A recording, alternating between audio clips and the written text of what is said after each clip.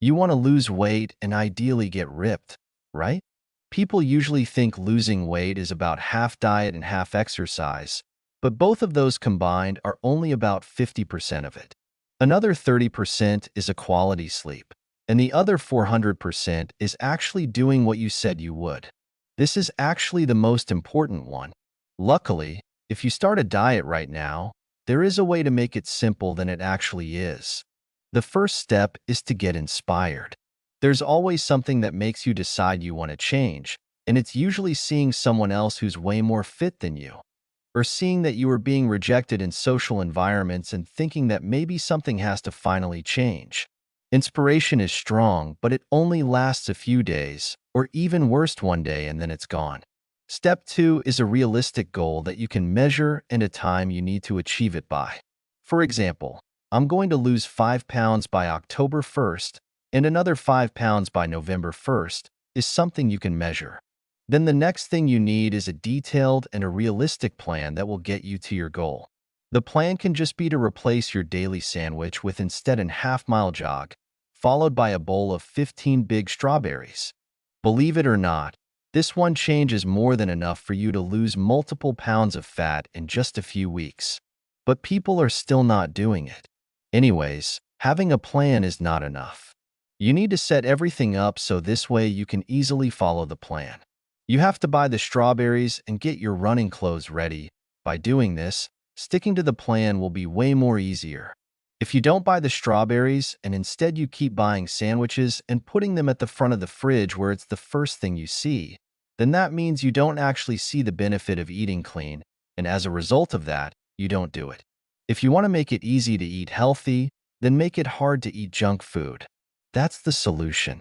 Of course, it's easier said than done, but no matter how much you try to avoid junk food, you need to expect that there will be hard times and saying no will be the most difficult thing of your life. You see it, and you get the temptation to say 4 of the most dangerous words in diet history. Number 1. One cheat meal won't hurt. Number 2. I'll actually start dieting tomorrow. Number 3. I just won't eat later. And number 4. Maybe I'll just start bulking. It's exactly in times like this that you need to tell yourself no. Finally, the real cheat code to motivation is doing something for so long that it becomes a habit. If you can get to the point where you wake up and automatically follow the plan that right now seems hard to follow, your discipline problems won't exist anymore. Eventually, this lifestyle will become your entire personality. Anyway, now let's move on to the basics of fat loss. There's no real accurate way to track it besides weighing yourself once a week, and of course taking pictures of yourself on a daily basis. Once you will start to see visual progress, it will become more and more noticeable to the people around you. And it's in this exact moment that you will start to feel better because you will see that your work is paying off. To measure your progress, you should step on a scale maybe once every morning. Important, don't look at your day-to-day progress because you won't see much. Just look at your average week-to-week progress.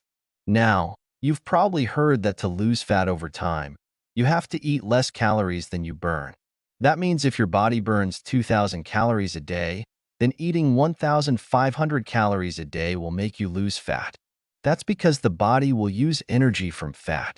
And if you drop your calories even lower, let's say to 1,200 a day, you'll lose fat more quickly.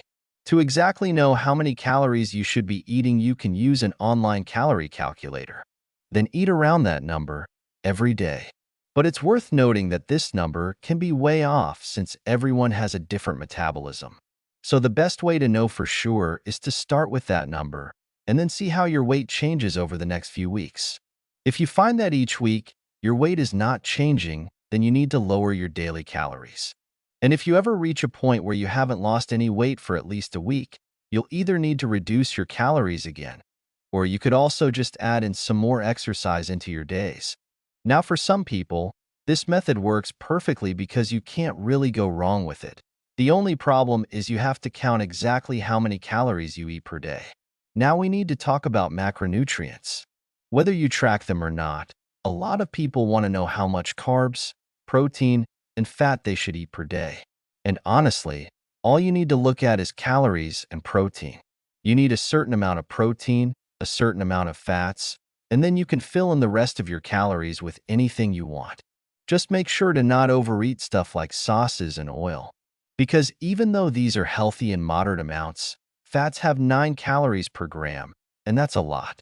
Also, if you've ever heard weight loss experts say that carbs cause weight gain, they're not talking about fruits and vegetables. They're talking about highly processed carbs that are usually very delicious and are stripped of most of their nutrients, especially foods with lots of added sugars. These foods just end up making you hungrier. Of course, you can still have them every day, and you'll still lose weight, but that is really rare. Now let's talk about the method of losing fat without counting calories. The number one trick is to just start slowly eating more minimally processed foods, avoiding junk and stuff with lots of refined carbs with fruits, lean protein, and healthy fats. You'll find that these foods are so nutritious that you can eat in a calorie deficit every single day without having to feel that hungry. Another tip is to just stop snacking and only eat during meals. It's okay to snack on fruits and vegetables, but most people snack on high-calorie and tasty junk food because they feel stressed and they try to distract themselves with an instant gratification. So cutting out snacks is actually one of the easiest things you can do, since the body doesn't really need them anyway.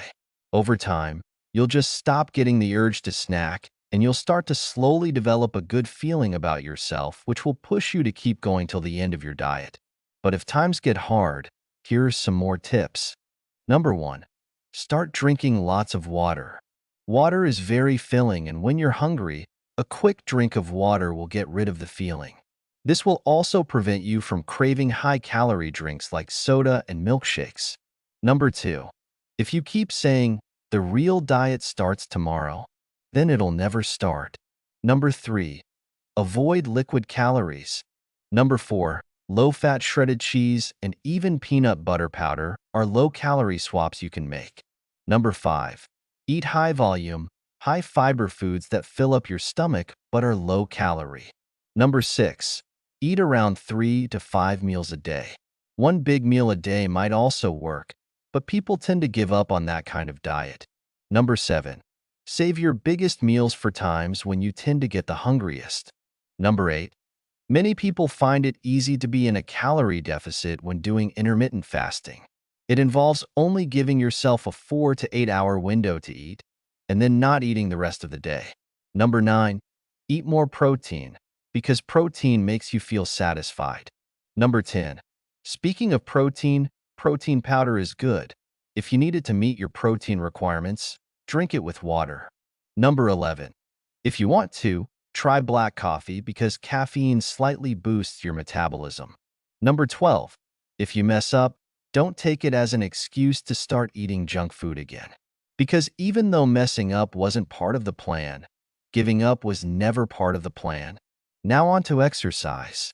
It burns some calories, it improves your health, and once you experience what it really takes to burn 200 calories, you're probably less likely to pop open a 200-calorie bag of chips. For sure. So here are some tips.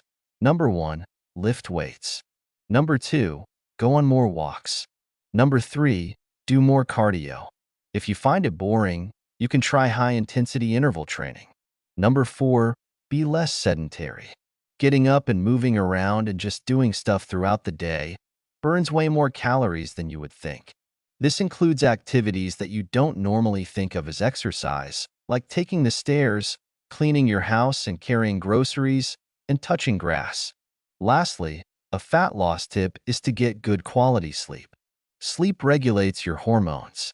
And when it comes to fat loss, these hormones determine everything. That's it for today, guys. Now you know every step you should do in order to look good. Subscribe for more videos and see you in the next one.